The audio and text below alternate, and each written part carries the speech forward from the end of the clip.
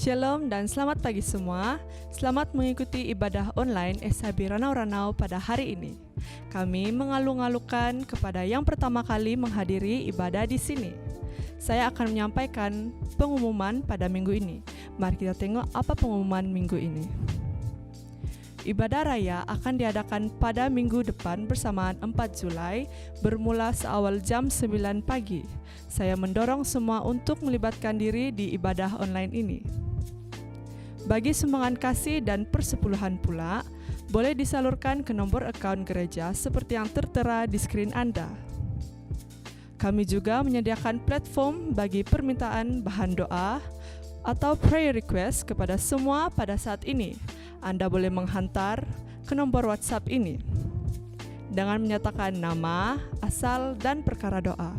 Setiap prayer request ini akan didoakan serta-merta oleh tim pendoa SHB Ranau-Ranau. Demikianlah pengumuman pada minggu ini. Selamat beribadah. Baiklah, shalom dan selamat pagi buat semua jemaat Tuhan. Saya percaya kita rindu untuk sama-sama memuji dan meninggikan nama Tuhan. Amin. Mari pada pagi hari ini kita sama-sama naikkan pujian yang mengatakan, kecaplah dan lihatlah.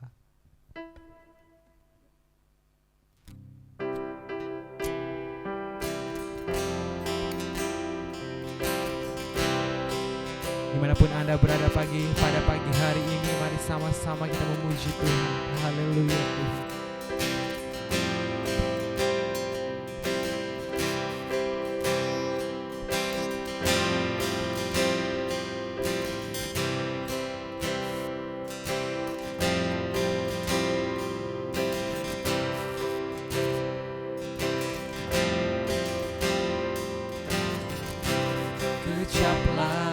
Dan lihatlah betapa baiknya Tuhan itu.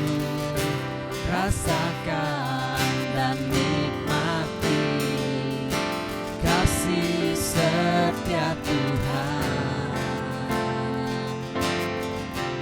Kecaplah dan lihatlah betapa baiknya Tuhan itu. Rasakan dan nikmati kasih setia Tuhan. Syukur bagimu Tuhan, segala hormat bagimu Tuhan, Allah yang mengasihiku, Allah yang memeliharaku. Syukur bagimu Tuhan, segala hormat bagimu Tuhan, Allah yang mengasihiku, Allah yang memeliharaku selamanya. Mari sekali lagi kita sama-sama menyanyi untuk Tuhan kita.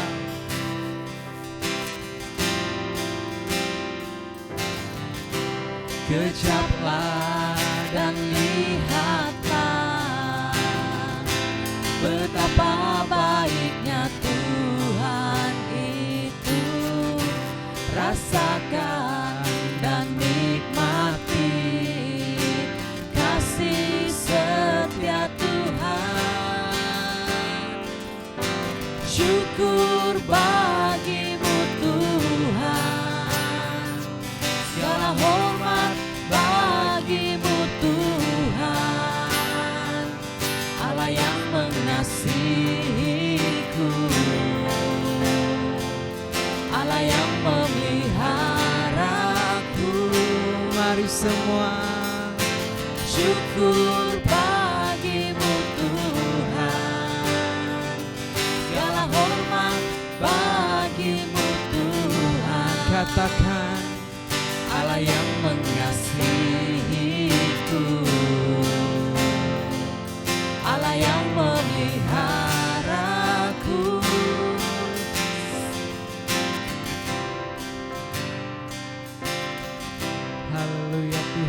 sorak-sorai yang meriah buat Tuhan kita. Haleluya.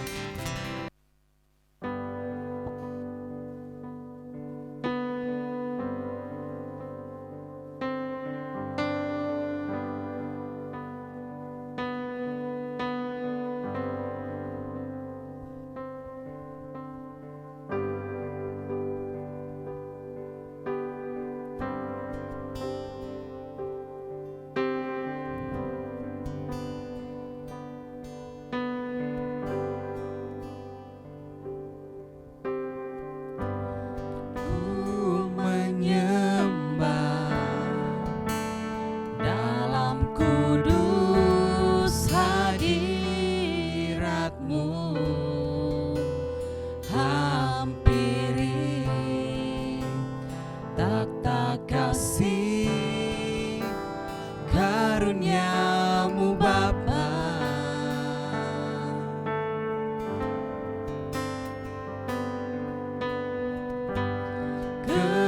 Kekuatanku hanya dalam hadirat-Mu, Yesusku.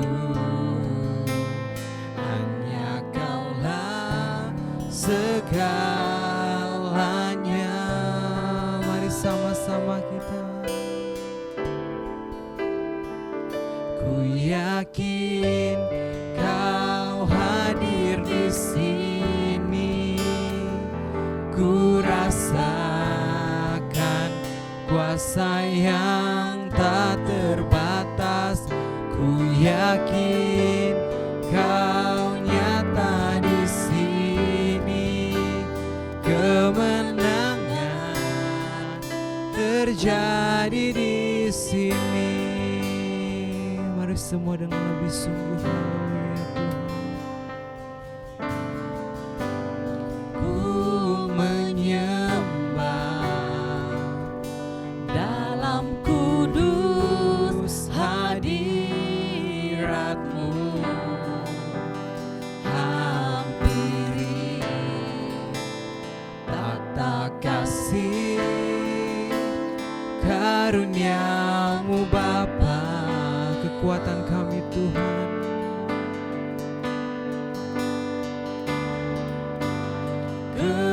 Kekuatanku hanya dalam hadirat-Mu, Yesusku. Yesusku, hanya Kaulah segalanya. Mari kita sembah Dia. Ku yakin Kau hadir di sini.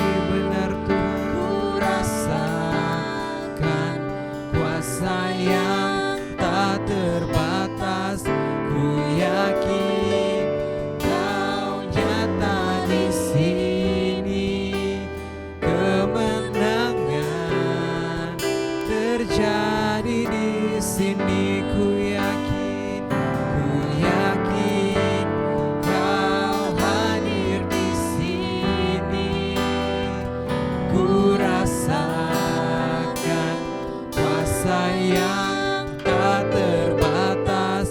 Ku yakin Kau nyata di sini. Kemenangan terjadi di sini. Kesembuhan terjadi di sini. Kelepasan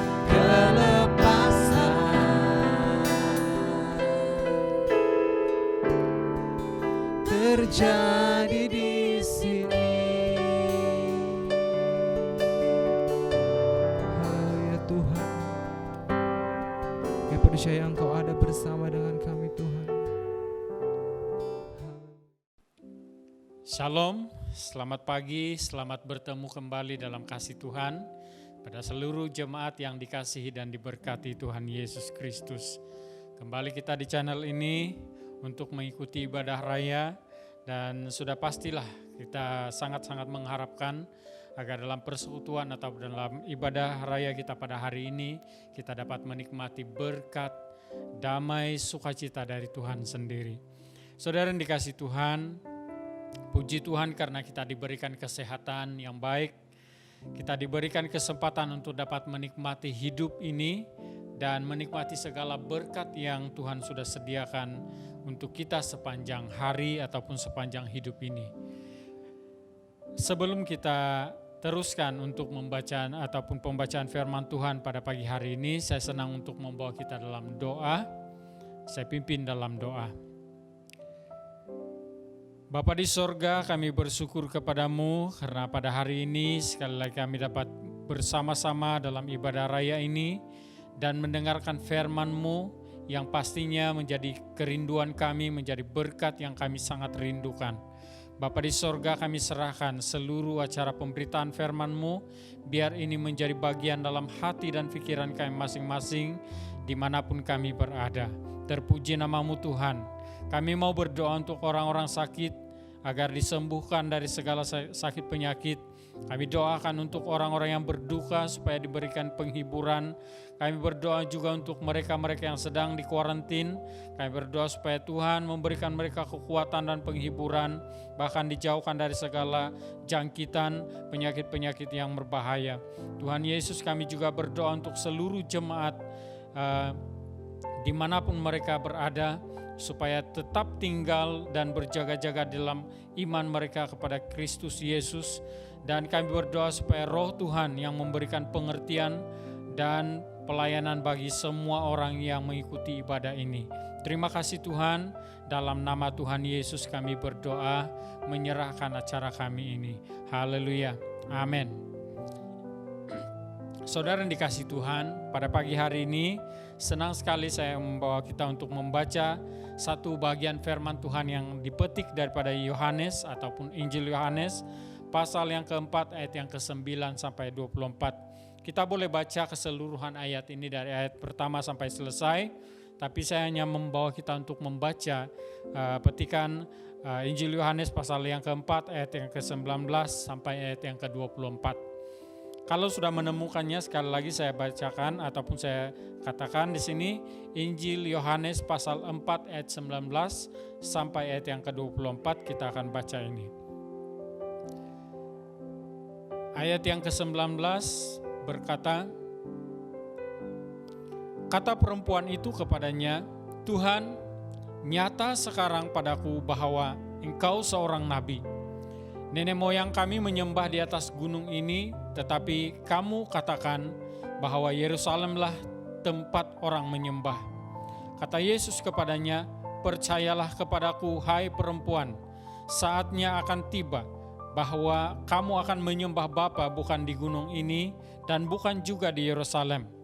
Kamu menyembah apa yang kamu tidak kenal, kami menyembah apa yang kami kenal, sebab keselamatan datang dari bangsa Yahudi.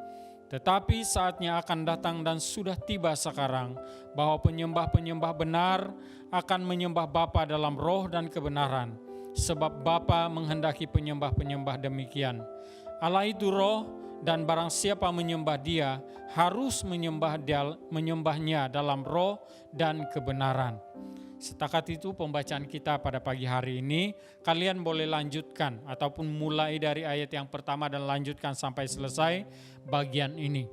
Dan di dalam pembacaan kita pada pagi hari ini begitu luar biasa sekali firman Tuhan ini ataupun pernyataan dalam firman Tuhan ini tentang bagaimana Tuhan Yesus menjelaskan, menerangkan kepada perempuan Samaria ini tentang penyembahan yang benar dan bagaimanakah manusia itu harus menjadi penyembah-penyembah yang benar di hadapan Tuhan.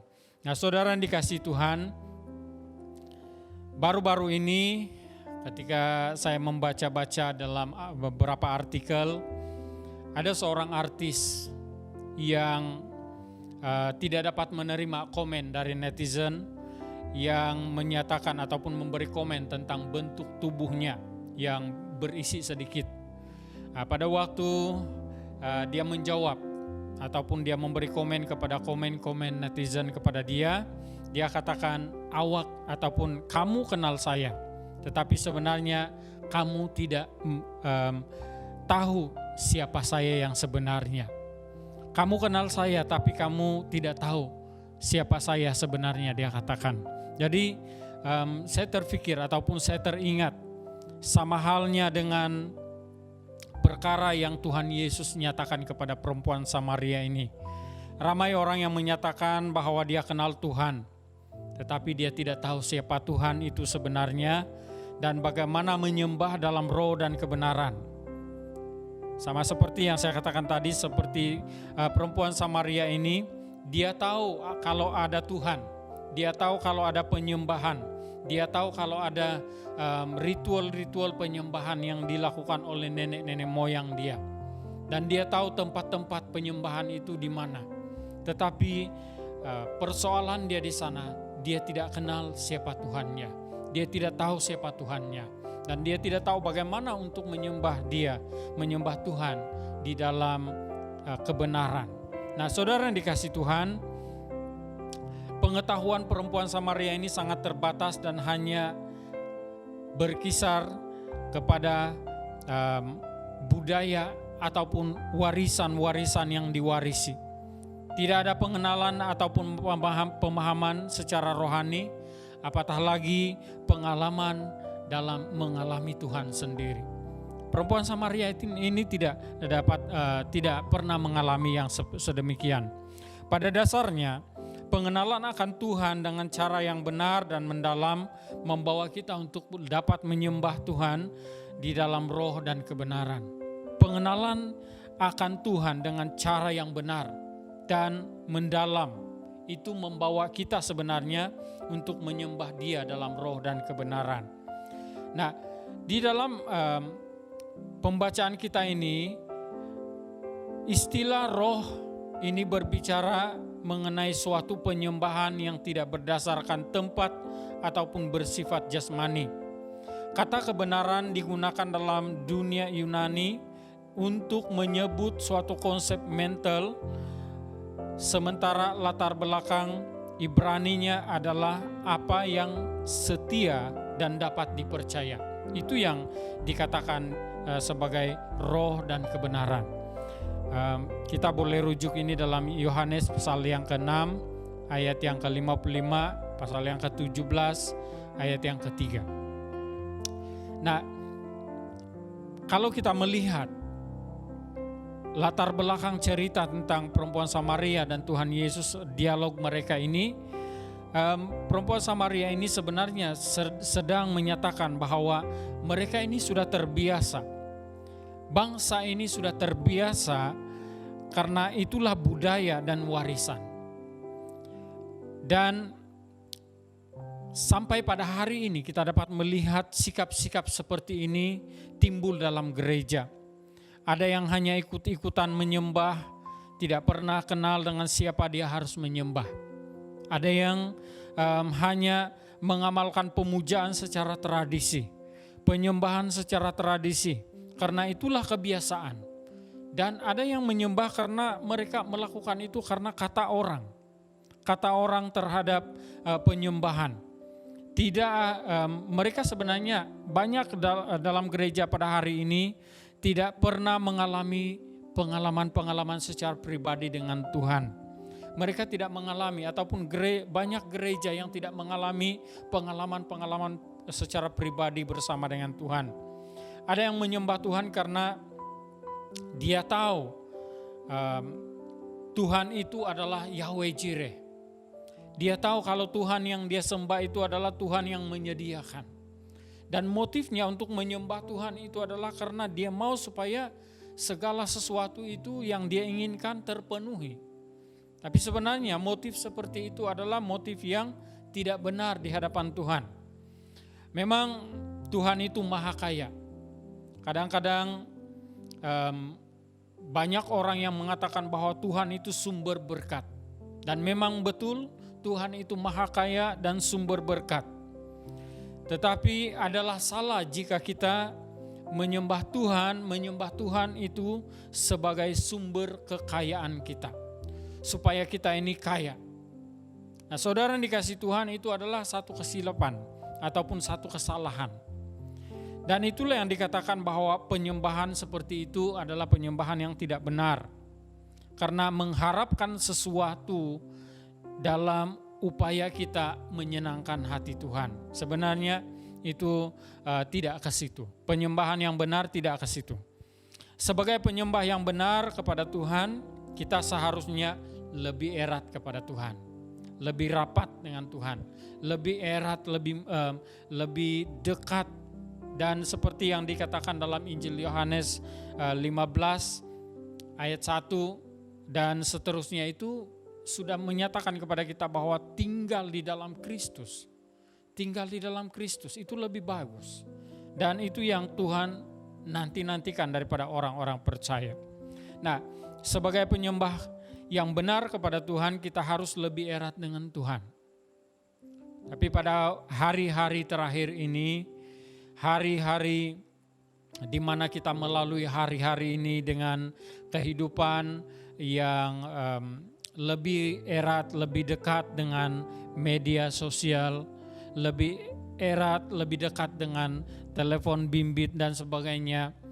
Kita kebanyakan orang Kristen itu, orang percaya itu bukan lagi lebih erat dengan Tuhan, tetapi lebih rapat dengan media sosial. Ungkapan atau simbol-simbol doa untuk sekadar tanda kononnya kita sedang mendukung orang lain dalam doa itu banyak. Dan itu terjadi ketika kita lihat di di WhatsApp dan sebagainya. Namun hakikatnya, benarkah ada doa di situ? Betulkah ada doa di situ? Atau cukup simbol dua tangan yang sebagai lambang simbol berdoa itu sudah cukup sebagai doa? Cukupkah itu sebagai doa? Saudara yang dikasihi Tuhan, bagi saya itu tidak cukup. Dan itu tidak menghibur sebenarnya. Itu cuma satu perkara yang remeh, perkara yang begitu hanya membuang waktu bagi saya. Lebih baik jika kita melihat suatu perkara doa di dalam WhatsApp atau sebagainya, kita ambillah masa untuk berdoa. Itu kan suatu penyembahan, itu kan suatu tindakan, bukan hanya mengaminkan, bukan hanya memberi tanda-tanda doa dan sebagainya, tetapi berdoa dengan sungguh-sungguh. Karena kita ini adalah orang-orang percaya. Nah, penyembahan yang benar adalah penyembahan yang setia ataupun kehidupan yang setia kepada firman Tuhan. Nah, kalau berbicara tentang kesetiaan tentang firman Tuhan, kita perlu melihat secara menyeluruh. Jangan hanya setia berdoa. Jangan hanya setia untuk berhenti melakukan dosa. Jangan hanya setia untuk menjadi orang baik. Jangan hanya setia untuk menuruti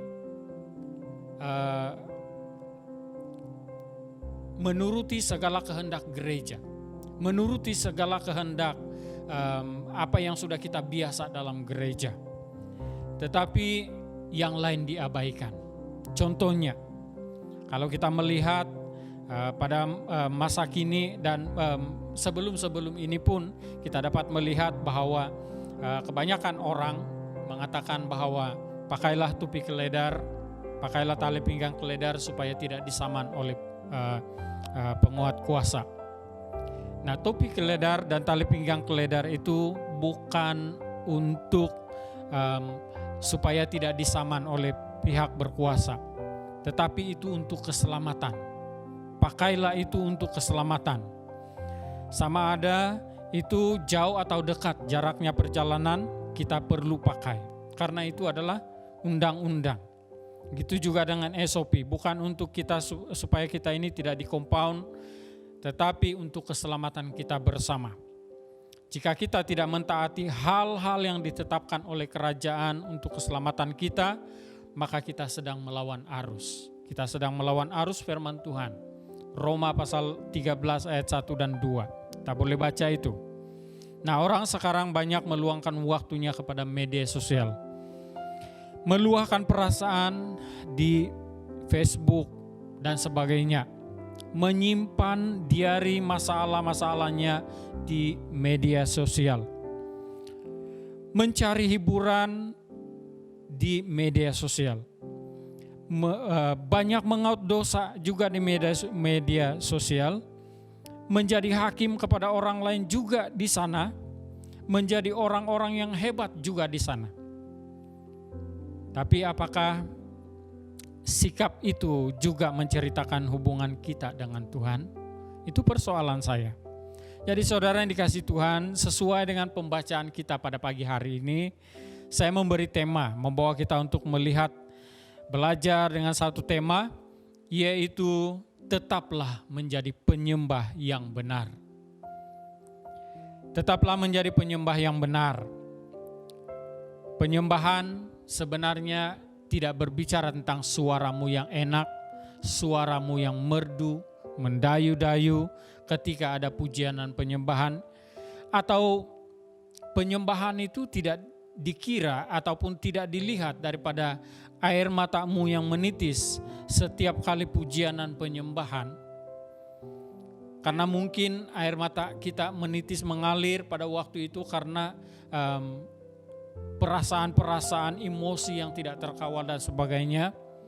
Tetapi penyembahan itu adalah hidup keseharianmu di hadapan Tuhan.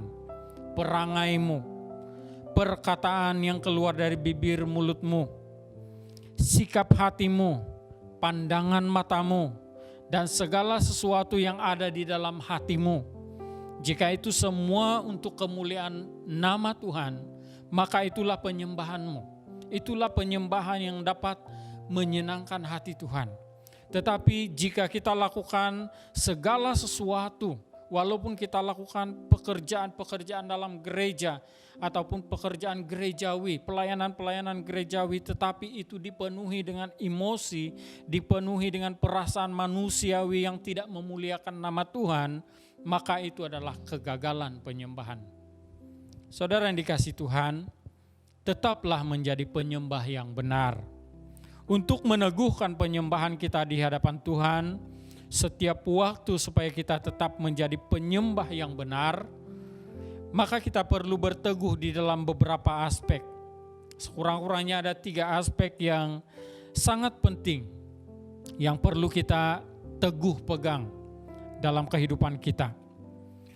Yang pertama, sesuai dengan pembacaan sebentar tadi, kita perlu kenali Tuhan.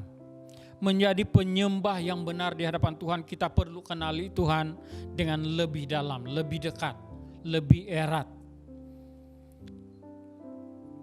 Yohanes 10 ayat yang keempat dan ayat yang ke-14 di sana mengatakan, jika semua dombanya telah dibawanya keluar, ia berjalan di depan mereka dan domba-domba itu mengikuti dia karena mereka mengenal suaranya.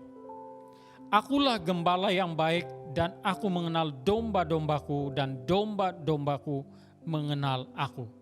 Saudara yang dikasihi Tuhan, orang percaya akan mengenal Tuhan.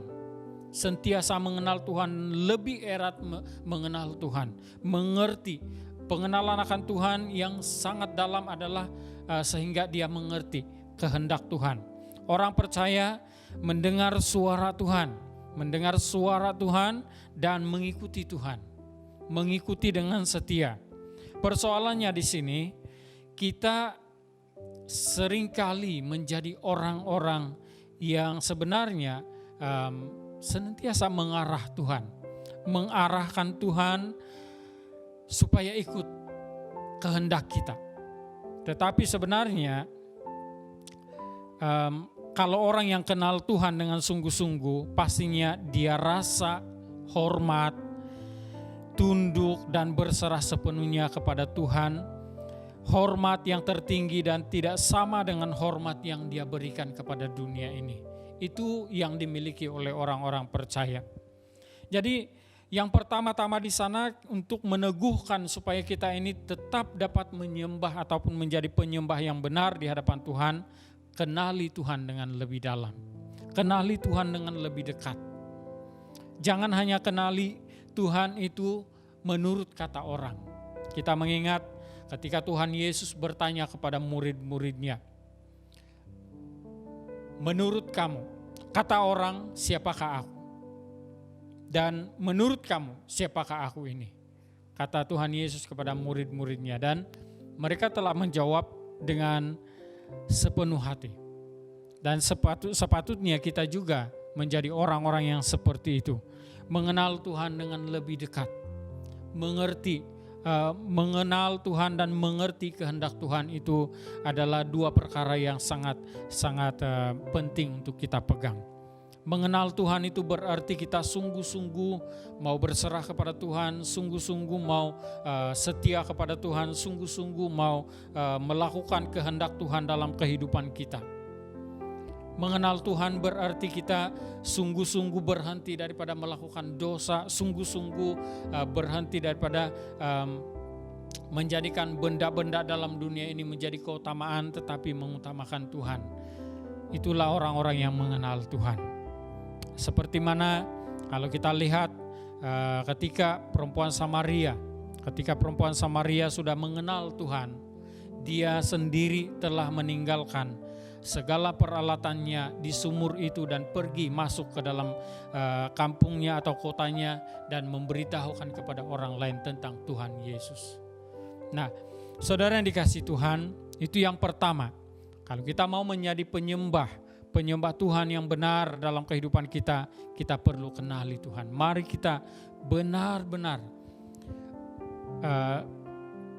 lakukan sesuatu dalam hidup kita ini untuk mengenal Tuhan dengan lebih dekat lagi.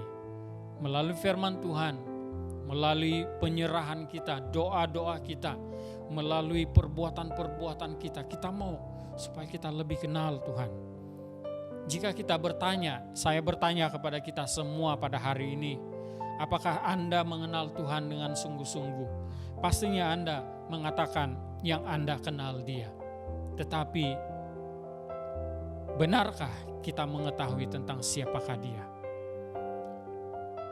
Kita perlu melakukan sesuatu, yaitu yang kedua, untuk menjadi penyembah yang benar di hadapan Tuhan, kita perlu mengalami Dia. Mengenal Dia tidak cukup, tetapi kita perlu mengalami Dia, mengalami Tuhan. Itu yang dilakukan oleh perempuan Samaria dalam ayat yang ke-28 sampai 30. Ketika dia sudah mengenal Tuhan, dia sudah mengalami kasih Tuhan, mengalami betapa luar biasanya perkataan Tuhan Yesus kepadanya, maka dia pergi ke kota ataupun pergi masuk ke tempat asalnya dan dia memberitahukan kepada orang di sana tentang siapa yang berbicara kepada dia. Nah, saya mengingat juga pengalaman Simon Petrus ketika Tuhan Yesus menyuruh dia untuk bertolak ke tempat yang lebih dalam untuk menjala ikan. Ketika Simon Petrus mengalami mujizat yang luar biasa karena sudah semalam-malaman kami menangkap ikan, dia katakan, kami tidak menangkap apa-apa. Tetapi karena Engkau yang menyuruh, maka kami akan lakukan, dia katakan. Karena Tuhan Yesus katakan, bertolaklah ke tempat yang dalam dan tebarkan jalamu untuk menangkap ikan. Nah, ketika Simon Petrus melihat hal itu, ia pun tersungkur di depan Yesus. Ini ayat yang ke-8, Lukas 5 ayat 8. Ketika Simon Petrus melihat hal itu, ia pun tersungkur di depan Yesus dan berkata, Tuhan, pergilah daripadaku, karena aku ini seorang berdosa. Nah, perkara ini berlaku dalam diri Simon Petrus karena dia sudah mengalami Tuhan. Mengalami Tuhan Yesus Kristus dalam dirinya. Sehingga dia menyadari bahwa dia itu adalah orang berdosa. Dia menyadari bahwa dia sebenarnya sangat-sangat memerlukan Tuhan. Tetapi sebaliknya dia mengatakan, pergilah daripadaku. Dia merasa bahwa dia tidak layak bersama-sama dengan Tuhan. Dia merasa bahwa dia tidak layak untuk berada di hadapan Tuhan karena dia adalah orang berdosa. Tetapi Tuhan katakan, kamu akan menjadi penjala manusia. Nah, saudara yang dikasihi Tuhan, mengalami Tuhan, ini perkara yang sangat penting untuk dialami oleh orang-orang percaya supaya dia menjadi penyembah yang benar di hadapan Tuhan. Orang yang mengalami Kristus dalam hidupnya adalah orang yang mengerti akan kehendak Tuhan. Orang yang mengerti akan kehendak Tuhan. Orang yang mengerti kehendak Tuhan ini dia selalu ada hubungan, hubungan yang erat dengan Tuhan. Dia selalu bertanya kepada Tuhan, Tuhan, apa yang Engkau mau supaya aku lakukan? Bukan dia berkata, kadang-kadang ada orang Kristen yang berkata begini, Tuhan, apa lagi yang Kau mau daripada saya? Apa lagi yang Kau mau dari saya? Ini perkataan-perkataan pemberontakan. Nah, saudara yang dikasihi Tuhan, orang yang sudah mengalami Kristus, dia tidak akan berkata sedemikian, tetapi dia berkata, Tuhan, apalagi yang Engkau mau saya lakukan? Saya mau lakukan, saya rindu untuk mau melakukan apa yang Engkau mau. Nah, yang kedua, orang yang sudah mengalami Kristus dalam kehidupannya adalah orang yang mudah mengampuni dan mudah melupakan kesalahan orang lain. Tidak menyimpan kesalahan orang lain. Tidak mengingat-ingat akan kesalahan orang lain. Ini adalah orang yang sudah mengalami Kristus. Dan yang ketiga, orang yang sudah mengalami Kristus dalam kehidupannya selalu ada damai, ada sukacita, walaupun dia dalam kesulitan. Walaupun kita dalam PKP, walaupun kita dalam keadaan terkurung, tidak bebas bergerak, tetapi kita tidak perlu berduka cita. Kita perlu bersuka cita karena Tuhan ada berserta dengan kita dan kita mengalami mujizat-mujizat yang luar biasa dari Tuhan. Yang keempat, orang yang sudah mengalami Kristus dalam kehidupannya adalah orang yang berketetapan untuk setia kepada Tuhan. Dia tidak akan tukar lagi kepercayaan dia. Dia tidak akan tukar lagi iman dia. Dia tidak akan tukar lagi kepada iman yang ragu-ragu. Tetapi dia supaya dia tetap setia kepada Tuhan. Setia dalam segala hal. Dalam perkara kecil sehinggalah perkara yang besar. Dan yang kelima, orang yang sudah mengalami Kristus dalam kehidupannya adalah orang yang tidak gentar atau tidak takut akan segala kemungkinan yang ada di depan. Apapun yang akan terjadi di depan, dia tahu bahwa Tuhan Yesus menyertai. Dan dia beriman, dia percaya bahwa penyertaan Tuhan itu tidak pernah gagal. Tuhan tidak pernah gagal dalam penyertaannya. Dan paling simpel, orang yang sudah mengalami Tuhan dalam hidupnya, pasti dia mengalir di dalam penyembahan yang benar. Pasti dia mengalir di dalam kuat kuasa Roh Kudus. Dia akan mengalir di sana. Bila ada penyembahan, bila ada pujian penyembahan, dia akan mengalir. Karena dia sudah mengalami Kristus. Dan orang yang sudah mengalami Tuhan dalam hidupnya pasti tidak goyah, walau banyak cabaran dan tantangan.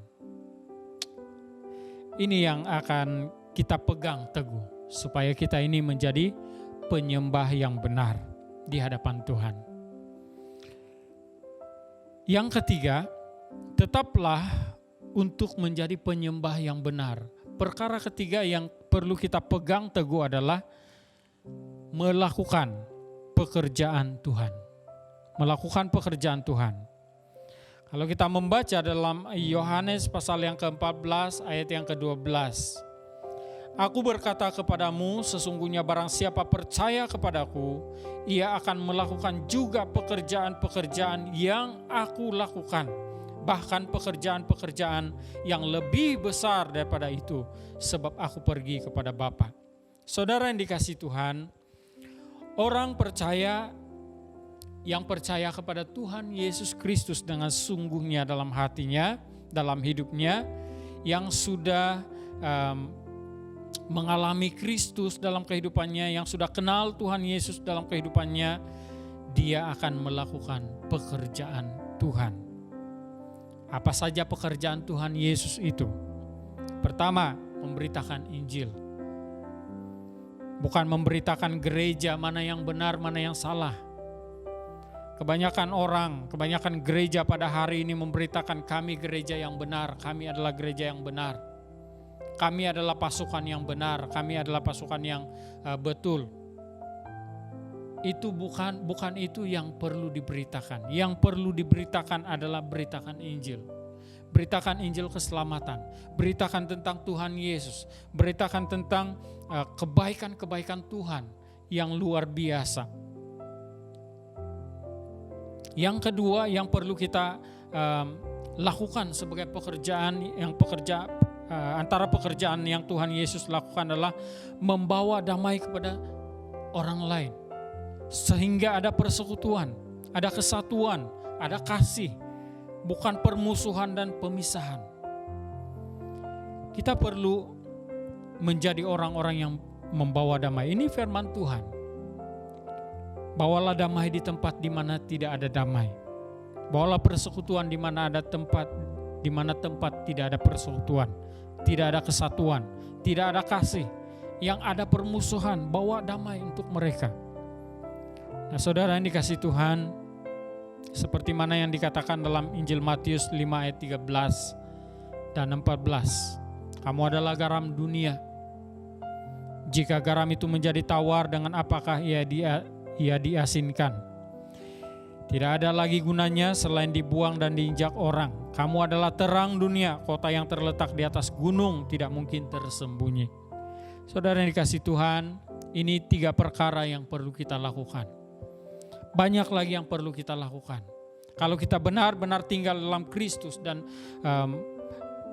melakukan pekerjaannya, sungguh-sungguh melakukan pekerjaannya, menjadi penyembah yang benar di hadapan Tuhan, siapapun kita, tidak perlu menunggu siapa-siapa dalam kehidupan kita. Kitalah, saya dan saudara lah yang dapat melakukan pekerjaan Tuhan, yang dapat melakukan mujizat-mujizat yang lebih besar, yang dapat melakukan penyembuhan, yang dapat melakukan apa saja yang Tuhan Yesus lakukan, itu akan dapat kita lakukan sekiranya kita ini menjadi penyembah yang benar di hadapan Tuhan. Oleh sebab itu, saudara yang dikasihi Tuhan, saya senang sekali untuk menyatakan kepada kita, saya pinjam dari artikel hamba-hamba Tuhan sebagai kesimpulan. Tetaplah menjadi penyembah yang benar di hadapan Tuhan, karena ada 12 sifat seorang penyembah yang benar. Yang pertama, seorang penyembah yang benar, dia memiliki hati yang hancur dan rindu kepada Tuhan. Yang kedua, seorang penyembah yang benar, dia memiliki sikap dan perilaku yang berkenan dan dipersembahkan kepada Tuhan setiap hari. Itu yang saya katakan, kehidupan keseharian kita itu yang menjadi penyembahan di hadapan Tuhan. Yang ketiga, penyembah yang benar adalah penyembahan yang merupakan sikap yang tidak menuntut pemberian dari Tuhan, tetapi justru mempersembahkan sesuatu yang baik.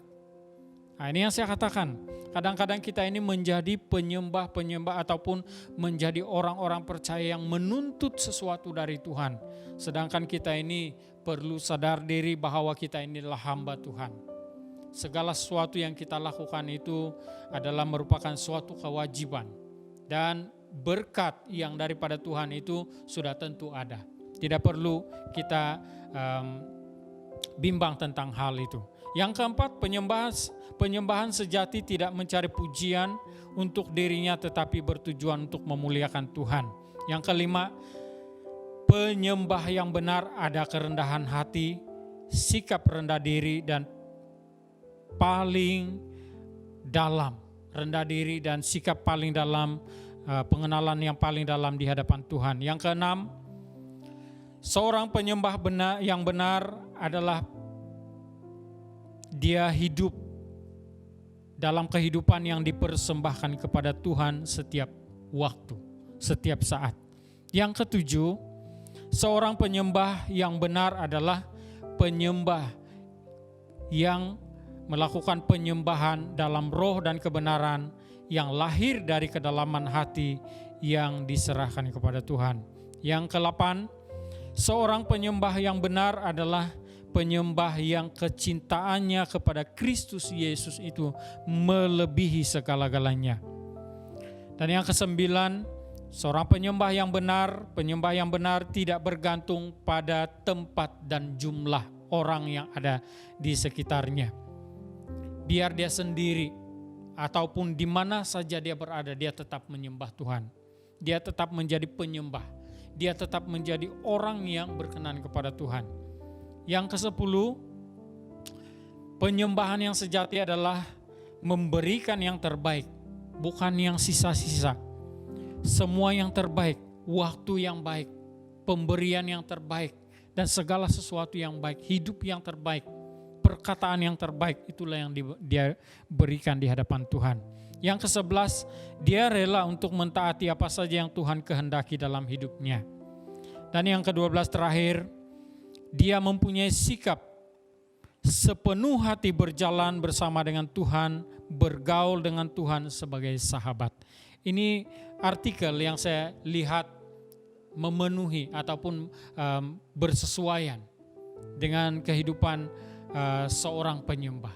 Kita adalah penyembah-penyembah ataupun kita adalah orang-orang percaya yang harus menyembah Tuhan dalam roh dan kebenaran. Menyembah Tuhan, tetap menyembah Tuhan walau apapun keadaan. Tetap menyembah Tuhan, mempersembahkan persembahan-persembahan yang terbaik di hadapan Tuhan walau apapun keadaan. Jadi saudara yang dikasihi Tuhan, marilah kita sebagai orang-orang percaya terus tetap menjadi penyembah yang benar dengan mengenal Tuhan dengan lebih dalam lagi, mengalami Dia dan melakukan pekerjaannya dengan setia. Sampai di sini renungan firman Tuhan yang saya bawakan untuk kita pada pagi hari ini. Saya mengharapkan dan kita sangat-sangat mengharapkan berkat yang daripada Tuhan sendiri itu mengalir dalam kehidupan kita bersama-sama. Mari kita tunduk kepala dan saya pimpin dalam doa. Segala pujian, hormat dan kemuliaan hanya bagi-Mu Tuhan, Allah yang Maha Kuasa, Tuhan yang kami sembah dalam nama Yesus Kristus Tuhan kami. Terima kasih Tuhan untuk firman-Mu yang kami pelajari pada pagi hari ini. Sesungguhnya Tuhan, hamba-Mu sudah berhenti berbicara, tetapi hamba percaya Roh Kudus akan terus berbicara kepada kami, pribadi lepas pribadi, dimanapun kami berada. Terpuji nama-Mu Tuhan. Di dalam nama Tuhan Yesus Kristus, kami berdoa dan mengucap syukur. Haleluya, haleluya, amin. Selamat pagi, Tuhan memberkati.